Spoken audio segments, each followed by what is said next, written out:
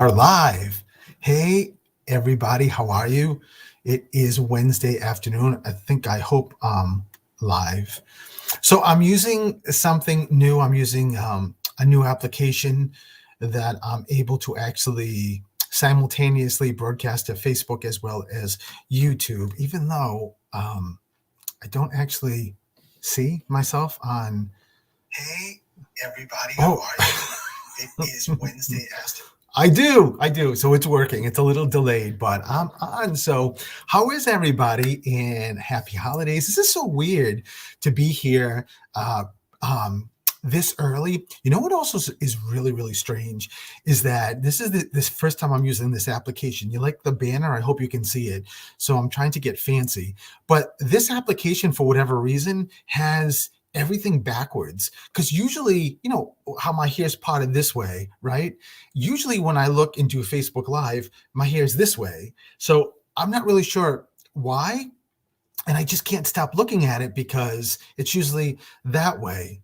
Little things just take my attention. As Helix always says, I'm like 5 years old and can never stay straight. Stay straight. No, I haven't been straight in a long time. So I also have to figure out comments. Hey, I get the comments now. Hey, Betty and Denise and Christine and Dawn and Cynthia. How are you guys? So I'm doing I was going to say, what the hell's the name of my show? Through the Static at 2 o'clock because we have a commitment. I didn't want to not do it this week because I didn't do it last. God, I don't think I did it the last 2 weeks. So I didn't want to not do it this week. And Mark, who's the producer of my show and Helix's show, he does his show 3 to 5. And I asked him, is there any way we could do my show prior or before your show as opposed to after at 2 o'clock? So he's so cool. And he said, yeah, absolutely. It's no problem. So I'm really excited I get to do this. And like I said, we have to, as soon as this show is over, we got to take off out of here. But I hope everybody liked the Christmas tour. That was a lot of fun to do, and Elix and I played it back, and it just looks so great. It's so cool to actually watch and look at the time, because that was a lot of time we spent on getting everything done. So it's really cool to think that it looked good, and there was a lot of happy compliments and comments. And I said to Elix on, hey, this is so weird because the comments usually are below and they're on the side. So, hey, Jody and Jen and Karen and Patty, I love it. I said I love seeing people post their Christmas stuff too. So, but why I have you guys, and I'm going to actually say this at the beginning of the show. And if you know anybody, if you want to call the show for a reading, 508-222-1320 is the phone number, and we're starting at 2 o'clock. The stream hopefully will be on, so you stay here on Facebook Live on Facebook. Did I just say that, Stephen? The medium where you are on Facebook. I'm all over the place. And the stream will continue, so you'll get to watch it or hear it. But if you are interested, give a call, 508-222-1320. But listen, one of the most important things I think I could share with everybody right now before the show goes live, something that every one of you needs to listen to. Because I said this on the show when we were doing the tour, that right now is a really, really hard time for people. Whether you've lost somebody a number of years ago and just the holidays bring it up, or maybe you lost someone just recently and the holidays are here, there can be things of losing your pet. And for like us, our pets are not pets, they're family. You could have, broken up with your boyfriend, your girlfriend, or they could have broken up with you. All of these holidays, from Thanksgiving to Christmas and whatever else you celebrate, they're tough. Right? They just, they make us miss things. They also, they do also, even in relationships that really maybe weren't the best, but you were still in love.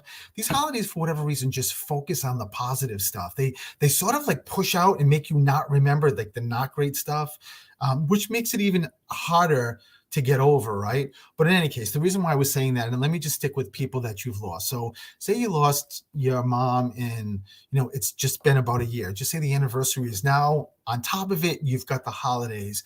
One of the things that I think the most important thing for you to remember is that you can't connect with your mom in a state of sadness, of grieving, of grief. You can't do it. And the best way to describe this is it's like a radio, or remember the old CBs? I mean, I don't know if people still have CBs or not, but like how they're Hello. Elix is here. How are you in? I'm in. Okay. I was just explaining what I think people really need to hear and know at Christmas time or the holidays. Like a radio or a CD, say, or a CB, say for any one of you, let me just use the person like Elix. Let me use you. Say you have an opportunity this Saturday for a half hour to be in front of like a radio or in front of like a CB, like that you could listen to like all different channels and whatnot, and hear from Taiti, your aunt/mom, the person you were the most connected with, that you miss. She's with you all the time. That would be really exciting, right? Of course. If that was a scenario, and I'm just using Elix as an example. If that was a scenario, and on this Saturday, say at 11 a.m., he's going to go to the radio and he's going to actually hear her. They're going to be able to have a conversation, just like you and I are having a conversation. Elix and I are having a conversation. And Elix is still in that state of sadness, still in that state of grieving, no matter how many years it's been. He's not going to be on the right channel, the same channel she's on, and she's going to be on another channel. Just think of a radio and saying, where are you, Elix? Where are you, Elix? Where are you, Elix? And if Elix is in a state of grieving or sadness or anger or whatever it is, regret, guilt, holding on to anything, he's going to be on this channel and saying, where is she? Where is she? Where is she? And the other channel is going to be your aunt saying, where are you, Elix? Where are you, Elix? 30 minutes is going to fly by. There's going to be no contact. That is exactly how this happens, because we're on two different frequencies. And when we're in a sad place, the frequency we're on here in the physical world is polar opposite from the frequency that we need to be on to connect with spirit. So if I'm having a tough day, right, and you've known this, if I'm having a really tough day and then I have a reading coming up, I have to do whatever I can to get out of that mode, and I have to be in a very happy, like reminding myself that I'm doing this for not for me, but the person who I'm doing a reading for. I've got to get on that frequency to be able to connect with spirit. So just remember that. And when my mom's year anniversary was this past February, I think I posted, I refuse that day to go into any sadness because I'll miss a sign from her. And that's what happens. That makes sense? Makes perfect sense. And that can be applicable to anything, not just